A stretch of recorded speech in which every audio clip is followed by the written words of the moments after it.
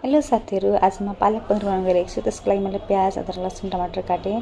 पनीर पनि काटिसकेको छु र कडाईमा मैले तेल राखेँ र यसमा मैले जीरा राख्न गइरहेको छु। जीरा राखिसकेपछि मैले काटिराखेको अदरक, लसुन, हरियो खोर्सानी र प्याज पनि यसमा राखेँ र यसलाई मजाले चलाएँ।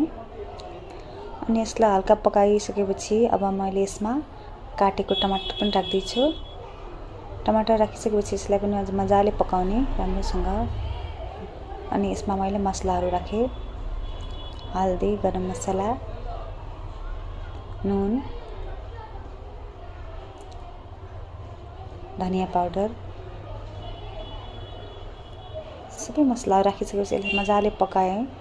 तब टमाटर जबसम्म गल्दैन र यसमा मैले जो पेस्ट बनाएर राखेको थियो, पालकलाई पिसेर राखेको थियो, पालकलाई पनि मैले यसमा मिक्स गरेँ र यसलाई मजाले चलाउने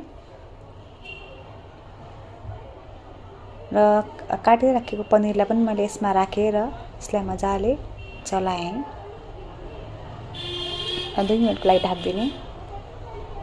ढाकिसकेपछि फेरि यसलाई खोलेर हेर्दैछु मैले।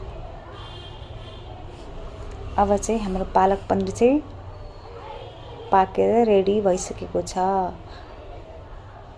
हजुरहरूलाई यो भिडियो कस्तो लाग्छ हेरेर कमेन्ट, लाइक, शेयर गर्नुहोला र मेरो भिडियो हेर्नुभएकोमा हजुरहरूलाई धेरै धेरै धन्यवाद।